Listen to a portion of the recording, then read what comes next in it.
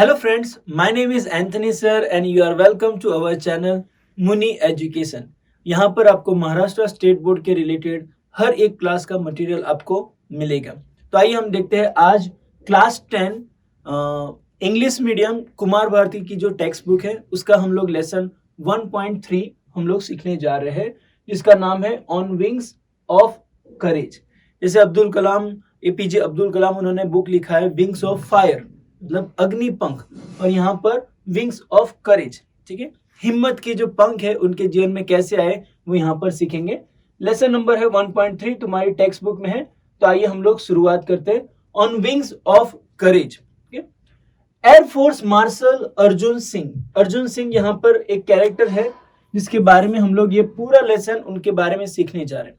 ये एक प्रकार का बायोग्राफी है जो उसके बारे में इंफॉर्मेशन ज्यादातर देता है। ठीक है, मतलब यहाँ पर कोई स्टोरी नहीं है, परंतु उनकी बायोग्राफी से हमको क्या सीखने को मिलता है वो हम ये लेसन में सीखने वाले हैं। An icon of India's military history, Indian military history का वो आइकॉन है, will always be remembered as war hero who had successfully led a young IAF। IAF मतलब Indian air force during the 1965 India Pakistan war. Indo Pak means India Pakistan war. तो India Pakistan war जो हुआ था तो उन्होंने इंडियन एयर फोर्स को leadership दिया था और सक्सेसफुली, मतलब वहां पर हमारी इंडिया की जीत हुई थी। Next, the only officer to attain the highest post of marshal, the air force equivalent to the army's 5-स्टार फील्ड मार्शल। ओके, अब ये जो 5 स्टार जो होते हैं वो हम लोगों को पता है कि जो मिलिट्री में रहते हैं उन लोगों को बहुत सारे मेडल्स दिए जाते हैं, वो रैंक दिए जाते हैं जो उनके चेस्ट पे यहाँ पर पिक्चर में रहेगा। मैं आपको दिखाता हूँ, उनके पिक्चर में हम लोगों को पता चलेगा। हाँ, यहाँ पर देखिए, यहाँ पर जो उनका पिक्चर है ये सारे जो है उनके रैंक दिए जाते हैं। यहाँ पर मेडल्स उनको दिए जाते हैं, रैंक दिए जाते हैं, मतलब कोई भी अचीवमेंट मिलता है उसके हिसाब से उनको रैंक मिलता है। प्लस यहाँ पर भी उसकी पोस्ट के हिसाब से उनको स्टार दिए जाते हैं, जो कि 5 स्टार एयर मार्शल वो थे। ठीक है, तो ये सारे उनके रैंक है जो मिलिट्री में, आर्मी में, तुम एयरफोर्स में देखो, नेवी में, हर एक जगह पर ये रैंक दिए जाते हैं। नेक्स्ट, वापिस हम लोग चले जाएंगे लेसन में, और ये आर्मी के रिलेटेड लेसन है इसलिए थोड़ा डिफिकल्ट जाएगा, बट जो वर्ड्स है मैं समझाने का प्रयत्न करता हूं, यहाँ पर ध्यान से सुनिएगा। Singh was the fearless and exceptional pilot who had flown more than 60 different types of aircraft। okay? तो बेसिकली वो क्या थे? पायलट थे, मतलब वो विमान उड़ाते थे, और उन्होंने 60 से ज्यादा अलग अलग प्रकार के एयरक्राफ्ट उन्होंने उड़ाए हैं। ठीक है, और हर एक विमान की जो उड़ाना जो होता है वो सेम नहीं होता है, उसका इंजन वगैरह सब अलग होता है। तो उन्होंने अलग अलग ट्रेनिंग लेकर 60 डिफरेंट टाइप ऑफ प्लेन्स उन्होंने उड़ाए हैं। ठीक है, एंड ही वाज, उनके कैरेक्टर कैसा है? ही वाज फियरलेस, उनको डर बिल्कुल नहीं लगता, एंड एक्सेप्शनल, मतलब उनके कंपैरिजन में कोई था नहीं, वैसे वो पायलट थे।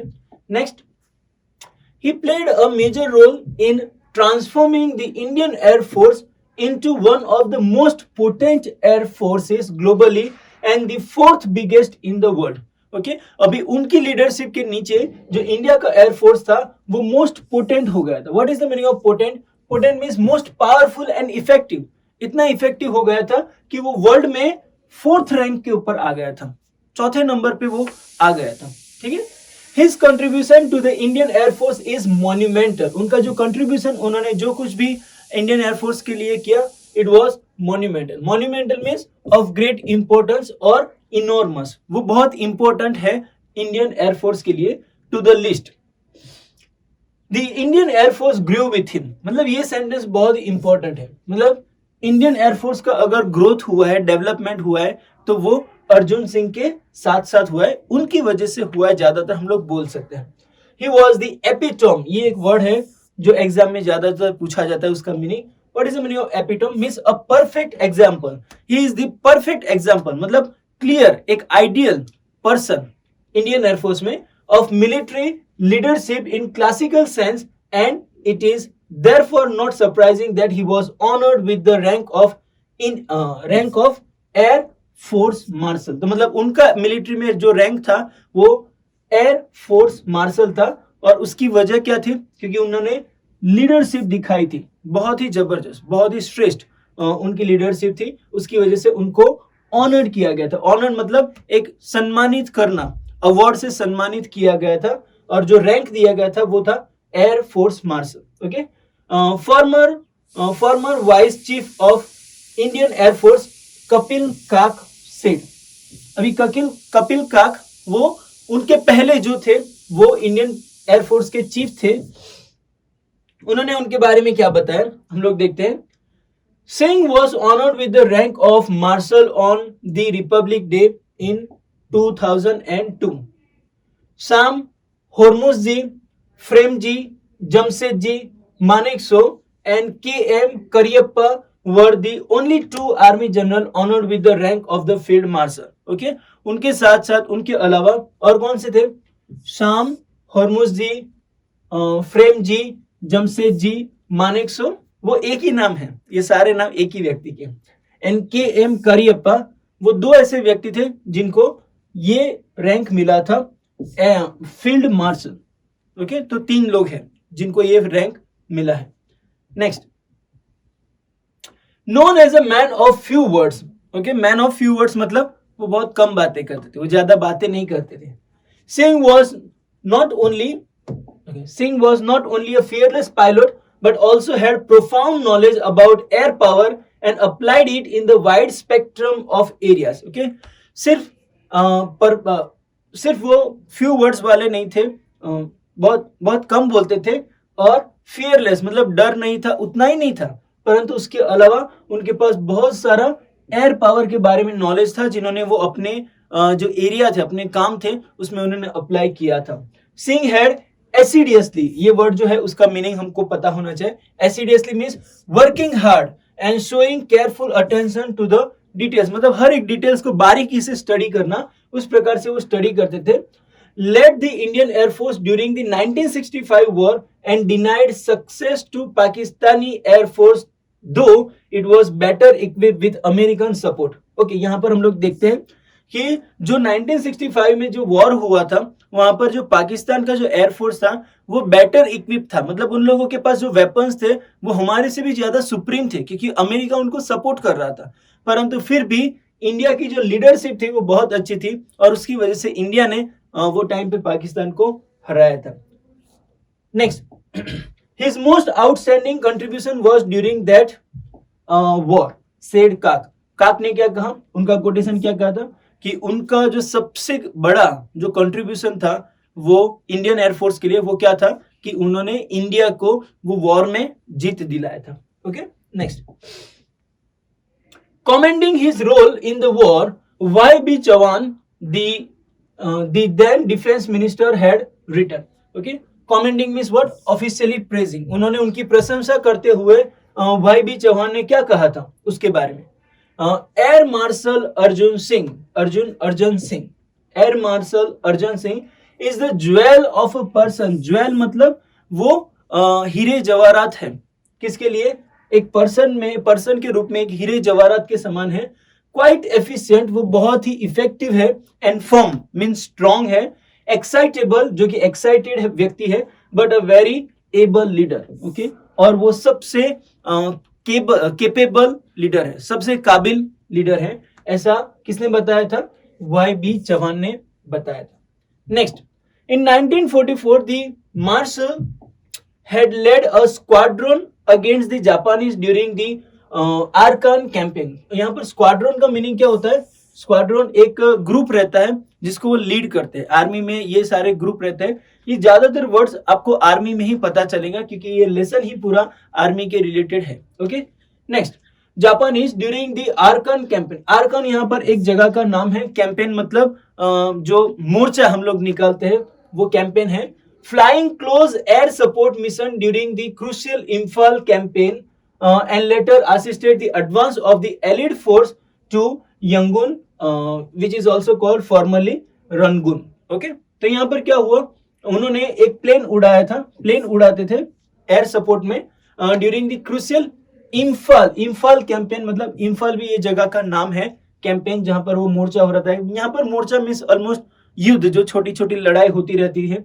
एंड लेटर असिस्टेड, और बाद में उन्होंने असिस्ट किया किसको, द एलिड फोर्स। अब ये एलिड फोर्स क्या होता है, हम लोग को पता है वर्ल्ड वॉर 1 जो हुआ था, 2 हुआ था, उसमें एलिड फोर्स एक ग्रुप बना था, उसको उन्होंने सपोर्ट किया था। यंगून वो एक जगह है जिसका पहले नाम था रंगून। Okay, next.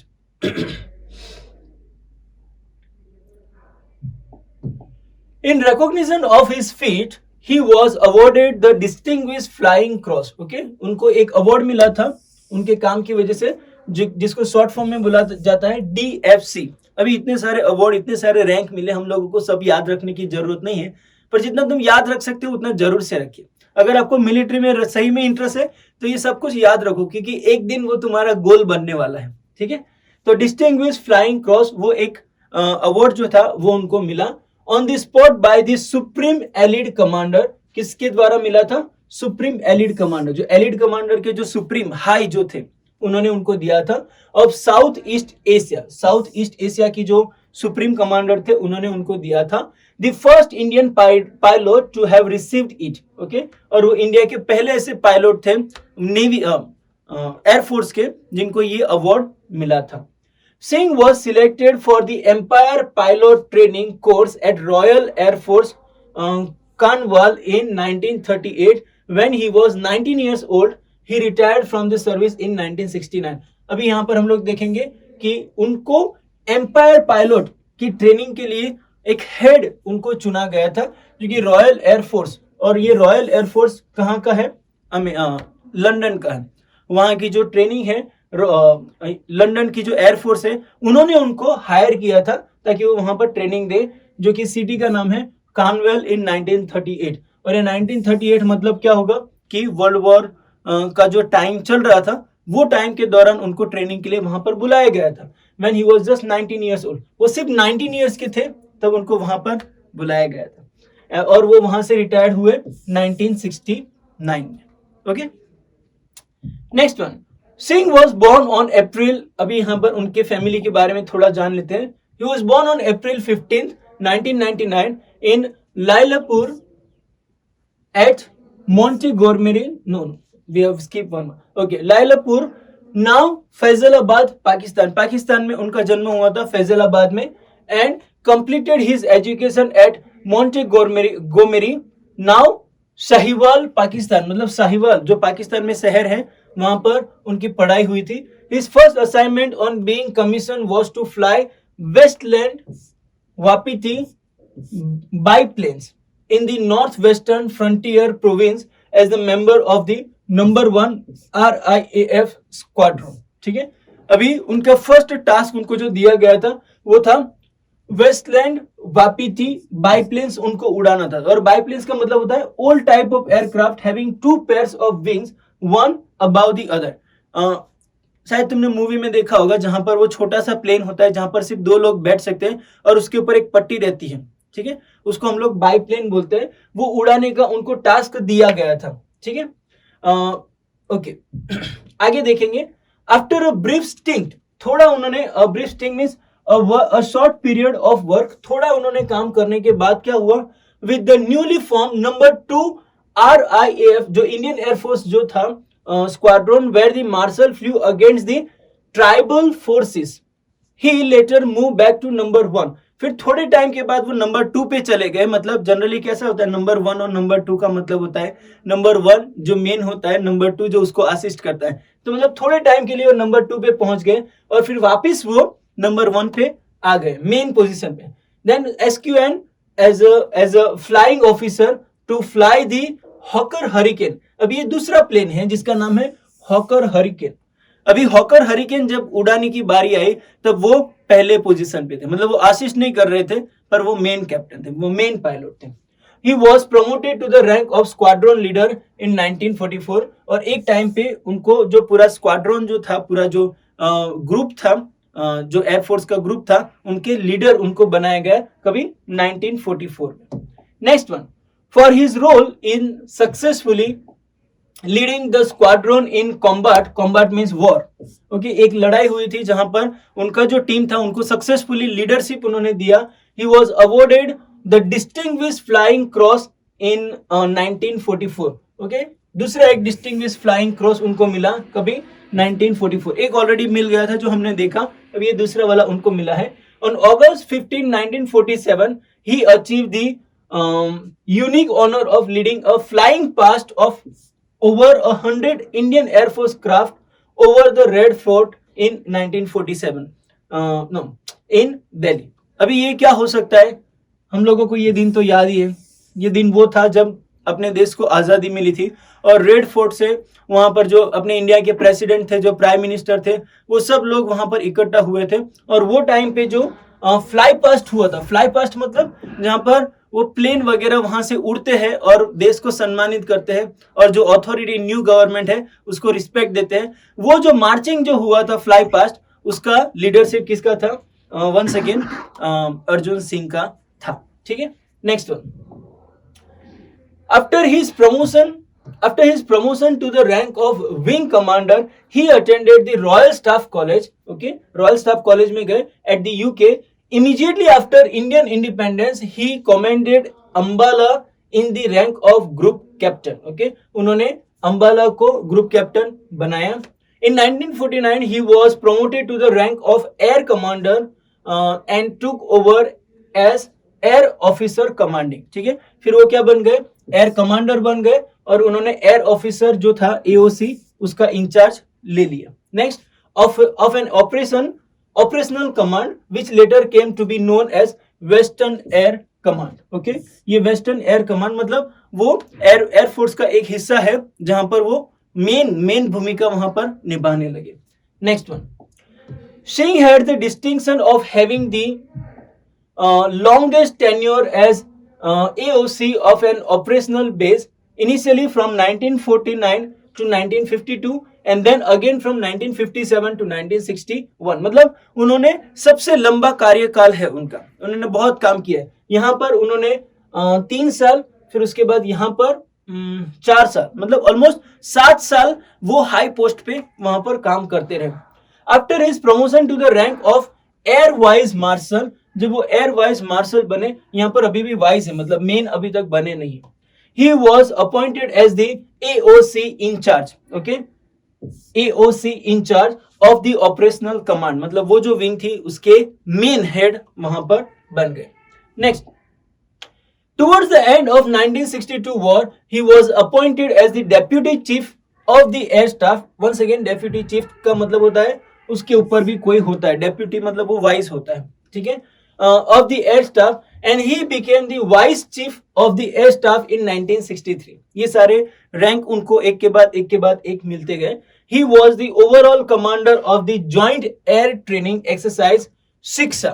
ओके, वो एक प्रकार की ट्रेनिंग चल रहा था जिसका नाम था शिक्षा, उसके भी वो कमांडर रहे थे. Held by Indian air force, royal air force and RAF मतलब रॉयल ऑस्ट्रेलियन एयरफोर्स, मतलब तीनों जो एयरफोर्स है वो साथ में मिलकर एक प्रकार का अभ्यास चला रहे थे और उसके हेड उनको बनाया गया था. ठीक है, we can go to the next one. Okay, just 1 page is remaining so we can finish it. यहाँ पर तुम्हारा ध्यान होना चाहिए. अभी तुमको ऐसा लगता होगा कि सर ये आर्मी में इतने सारे रैंक रहते हैं क्या? हाँ, यस, आर्मी में एक्चुअली तुम्हारे हर एक अचीवमेंट के लिए एक रैंक रहता है. तुम कुछ ना कुछ काम करते हो, लड़ाई करने जाते हो या तो ये करने जाते हो, वापस आते हो, तुमने कुछ अचीव किया, तुम्हारा एक रैंक बढ़ जाएगा. तो तुम इंटरनेट पे से ढूंढ सकते हो कि इंडियन एयरफोर्स में कितने सारे रैंक रहते हैं, नेवी में कितने सारे रैंक रहते हैं, फिर आर्मी में कितने सारे रैंक रहते हैं. बहुत सारे रैंक रहते हैं और यहाँ पर हम लोग देखते हैं वो पहले वाइस बन रहे हैं, फिर चीफ बन रहे हैं, फिर वापस वाइस बन रहे हैं, फिर चीफ बन रहे हैं, वापस वाइस बन रहे हैं, फिर चीफ बन रहे हैं. मतलब बहुत सारे रैंक है, प्रमोशन है जो उनको मिलता जा रहा है. फिर उसके आगे क्या होता है? On August 1st, 1964, in the rank of Air Marshal, the Marshal of the Air Force Arjun Singh took over reign of Indian Air Force. मतलब इंडियन एयरफोर्स का पूरा राज्य, साम्राज्य उनके अंडर आ गया था क्योंकि अभी वो बन गए थे air marshal, not air vice martial. अभी वो एयर मार्शल, मेन चीफ वो बन गए थे. At a time when he was still rebuilding itself and was gearing up to meet new challenges. Okay, वो अपने आप को बांध रहे थे, बना रहे थे, और क्योंकि बहुत सारी जो चैलेंज है वो आ रही थी. फिर क्या हुआ? गियरिंग अप मतलब वो स्टार्ट कर रहे थे, शुरुआत कर रहे थे। Next, Singh was the first air chief to keep his flying currency till his CAS rank. मतलब वो एक ऐसे एयर चीफ बने थे कि वो चीफ बनने के बावजूद भी उन्होंने पायलट यानी प्लेन उड़ाने का काम नहीं छोड़ा था। कुछ लोग क्या होते हैं, अपने को पोस्ट मिल गया, अभी हम लोगों को उड़ाने का काम नहीं करना, हम सब ऑफिस में बैठेंगे। उन्होंने ऐसा नहीं किया, पर उन्होंने जो फ्लाइंग प्लेन उड़ाने का काम था वो कौन से लेवल तक, CAS रैंक तक उन्होंने किया था। Next, having phloem over 60 different types of aircraft from pre world war II era biplanes to the more contemporary G-nets and vampires. मतलब क्या होता है कि वर्ल्ड वॉर पहले के जो प्लेन थे, जो कि बाई प्लेन्स होते थे, जो छोटे छोटे प्लेन रहते हैं जिसमें वो ऊपर एक पट्टी रहती है और नीचे सिर्फ 2 लोग बैठ सकते हैं, वैसे बाई प्लेन से उन्होंने प्लेन उड़ाने की शुरुआत की थी। और अब तक कंटेम्पररी मतलब आज के जमाने के जो जी नेट्स, जो सबसे advance G Gnats and Vampire प्रकार के जो प्लेन है वो भी वो उड़ा लेते थे। मतलब टोटल 60 डिफरेंट टाइप्स के प्लेन उन्होंने उड़ाए हैं।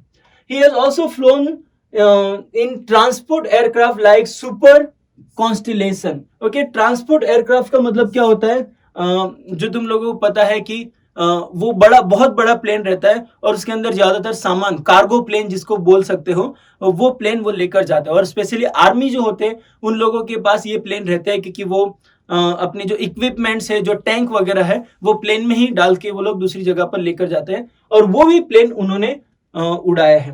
ओके, 60 डिफरेंट टाइप, मतलब वो बहुत बड़ा अचीवमेंट है, हम बोल सकते हैं। In 1965, when Pakistan launched its operational Grand Slam with an armored thrust targeted at the vital town of Akhnur, Singh led Indian Air Force through the war with courage, determination and professional skill. Okay, जब 1965 का जो war हुआ था, वो time पे जो पाकिस्तान थे उन्होंने लॉन्च किया था ऑपरेशन ग्रैंड स्लैम। ओके, ये एक नाम है, जो वो टाइम पे युद्ध हुआ था उसका नाम था, एक लड़ाई हुई थी उसका नाम था, जिसमें उन्होंने अखनूर टाउन में वहां पर युद्ध की तैयारी करके वो लॉन्च करने वाले थे। यहां पर इंडिया की साइड पे जो सिंह है, अर्जुन सिंह, उन्होंने भी क्या किया था, इंडियन एयरफोर्स को बहुत निडरता के साथ, हिम्मत के साथ और डिटर्मिनेशन के साथ, प्रोफेशनल स्किल के साथ उनको तैयार रखा था युद्ध लड़ने के लिए। फिर क्या हुआ, he inspired Indian air force to victory, और उन्होंने उनकी लीडरशिप के अंडर इंडियन एयरफोर्स को विक्ट्री दिलाई। Despite the constraints imposed on the full scale use of air force combat power. What is my constraint? Constraint मतलब बहुत सारी restriction भी थी कि कुछ करना कुछ नहीं करना, बहुत सारे दबाव थे उनके ऊपर अपनी गवर्नमेंट की ओर से, प्लस इंटरनेशनल जो प्रेशर था वो भी था, पर वो सब दबाव की बावजूद भी उन्होंने फुल स्केल से इंडिया को विक्ट्री दिलाई। नेक्स्ट, जनरली ऐसा होता है जब 2 देश के बीच में जब युद्ध होता है, वॉर होता है, तो तुम्हें इंटरनेशनल प्रेशर बहुत झेलना पड़ता है। तुम्हें यूएन के जवाब देना पड़ता है, या तो फिर जो वर्ल्ड के जो सुपर पावर कंट्रीज है उन लोगों को भी रिस्पॉन्ड देना पड़ता है। मतलब बहुत सारी चीजें तुम्हें झेलनी पड़ती है, पर वो सारे प्रेशर के अंडर भी युद्ध लड़के उन्होंने इंडिया को विजय दिलाया। Singh was awarded Padma Vibhushan. अभी उनको आर्मी से तो अवार्ड मिले ही मिले, पर गवर्नमेंट की ओर से भी कुछ अवार्ड्स मिले थे। उसमें से कौन सा है, पद्म विभूषण उनको मिला था for his astute leadership of his air force during the war. Astute में शार्प एंड इंटेलिजेंट जो उनकी लीडरशिप थी उसके लिए उनको वो अवार्ड दिया गया था। सब्सिक्वेंटली मतलब उसके बाद, in recognition of the air forces contribution during the war में जो उनका कंट्रीब्यूशन था उसके लिए the rank of CAS was upgraded and Arjun Singh became the first air chief marshal. पहले वो सिर्फ एयर मार्शल थे, अभी वो air chief marshal of the Indian air force बन गए थे। ठीक है, मतलब उनका रैंक एक के बाद एक बढ़ता ही जा रहा है। ठीक है, next, he remained a flyer to the end of his tenure in Indian air force. मतलब जब तक उनका इंडियन एयरफोर्स में रहना था तब तक वो फ्लायर बने रहे। मतलब लास्ट टाइम तक, मतलब जब तक रिटायरमेंट नहीं हुआ तब तक वो प्लेन उड़ाते रहते। ऐसा नहीं कि उन्होंने सिर्फ ऑफिस में बैठकर काम किया, उन्होंने प्लेन उड़ाया। Visiting forward basis and the units and flying with the squadron. Okay, forward basis मतलब a secured and forward operating military position, जहां पर वो मिलिट्री के जो बेसिस थे उसकी निगरानी करने के लिए भी वो जाते थे, और अपने स्क्वाड्रन, अपनी जो टीम थी उसको भी वो प्लेन में लेकर जाते थे। He retired in August 1969, thereupon accepting ambassadorship to Switzerland. अभी वहां पर रिटायर होने के बाद फिर उन्होंने स्विट्जरलैंड में एम्बेसडरशिप उन्होंने एक्सेप्ट किया। मतलब हर एक कंट्री के अंदर अपनी इंडिया की एम्बेसी होती है और वहां पर अपना एक एम्बेसडर होता है, जो कि वहां पर के लोगों जो होते हैं वो लोगों को वीजा वगैरह दिलाने का काम करता है। ठीक है, तो उन्होंने भी एम्बेसडरशिप कहाँ की एक्सेप्ट की थी? स्विट्जरलैंड में। मतलब उसके बाद वो स्विट्जरलैंड में शिफ्ट हो गए और वहां पर रहने लगे, पर काम इंडिया के लिए कर रहे थे, इंडियन एम्बेसी के लिए। He was Lieutenant Governor of Delhi from December 1989 to December 1990. ठीक है, एक साल के लिए उन्होंने लेफ्टिनेंट गवर्नर का भी कार्य किया है। ये उनका पिक्चर जो आप देख सकते हो। Next, having been a source of inspiration, और ये एक बंदा ऐसा है, ये एक व्यक्ति ऐसा है, नहीं बंदा नहीं बोल सकते क्योंकि उसको रिस्पेक्ट देना चाहिए। उनके अंदर बहुत सारी इंस्पिरेशन है, जो उनकी लाइफ जो होती है ना वो हमको बहुत इंस्पायर्ड करती है। To all the personnel of arm force through the years, army में जितने भी लोग हैं उन सभी लोगों को उनका कैरेक्टर बहुत इंस्पायर करता है। The government conferred the rank of the marshal of the air force upon Arjun Singh in January 2002। 2002 में वापस एक और रैंक उनको मिला जो था the marshal of the air force. Okay, अभी यहाँ पर एयर फोर्स मार्शल या तो एयर चीफ मार्शल ऐसा नहीं, अभी दी मार्शल वो बन गए थे upon Arjun Singh in January 2002, making him the first and the only five-star rank officer with Indian air force. वो इकलौते एक ऐसे ऑफिसर बने जिनके पास 5-स्टार जो रैंक थे वो वहां पर था, और वो द मार्शल बन गए थे फाइनली 2002 में, द मार्शल, और वो इकलौते हैं जो वो लेवल तक पहुंचे। ठीक है, तो ये लेसन हमको सिखाता है कि इम्पॉसिबल कुछ भी नहीं है। ओके, भले ही बहुत सारे स्टेप्स हैं चढ़ने के लिए, और आर्मी में तो बहुत सारे स्टेप्स है, बहुत सारी डिसिप्लिन वहां पर मांगते हैं और बहुत सारी एफर्ट्स वहां पर करना पड़ता है, पर फिर भी जो अर्जुन सिंह है उनकी लाइफ हमको इंस्पायर करती है कि नथिंग इज इम्पॉसिबल। ठीक है, उन्होंने बहुत सारे कार्य किए, बहुत सारे अचीवमेंट उन्होंने प्राप्त किए, और उसके बाद जो हाईएस्ट लेवल था वो लेवल तक पहुंचे। अभी मैं एक आपको यही बात बताना चाहता हूँ कि लाइफ में कुछ भी करना है, जो भी एरिया में आपको काम करना है, हाईएस्ट लेवल तक पहुंचने का प्रयत्न करो। ठीक है, और उसकी शुरुआत नीचे से होती है, वो डायरेक्ट तुम जंप लगा कर नहीं जा सकते। देखो यहाँ पर उन्होंने एटलीस्ट, हम लोग ने 15 से 20 अलग अलग प्रकार के रैंक उनको मिले होंगे ऊपर तक पहुंचने के लिए।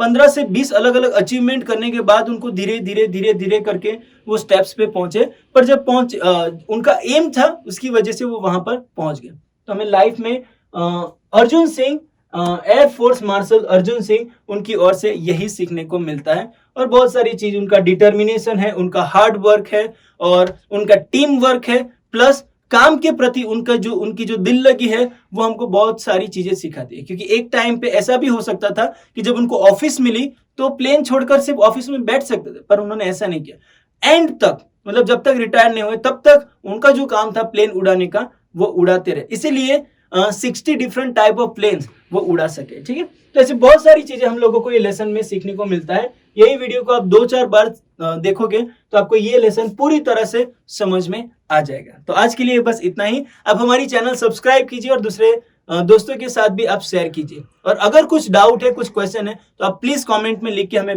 भेजिए, हम आपके डाउट्स जरूर से क्लियर करेंगे। Thank you so much, bye bye.